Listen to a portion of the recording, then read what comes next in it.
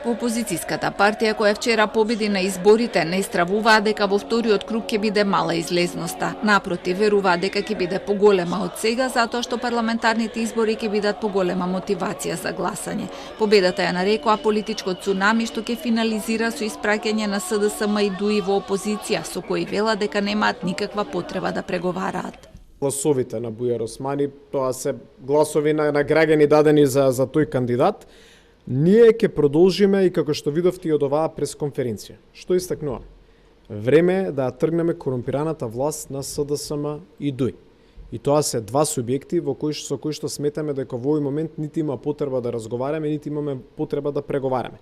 Јасно е дека мнозинство граѓани кои што изразија право на глас, гласаа против политиките на актуелната власт, по однос на тенденцијата на гласови. Ова е разлика која што верувам дека нити теоретски може да се стигне. Без разлика на тоа дали ќе победат или не, ДУИ за нив не се опција ни за формирање на влада.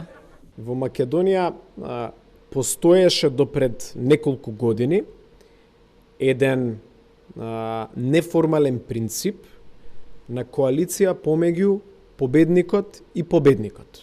Произлегуваше од тој нон-пейпер, од тој мајски договор, и тоа е далечно политичко минато. Значи, првиот кој што го прекрши тој принцип беше ДУИ. И сега велат, кога ние сме во прашање, не смее да се прекрши тој принцип. ДУИ заминува во опозиција. Очекуваат Циљановска да добие дел од гласовите на тие што овој пат гласаа за останатите кандидати. Разликата меѓу најдобро пласираните кандидати во првиот круг е над 180.000 гласа.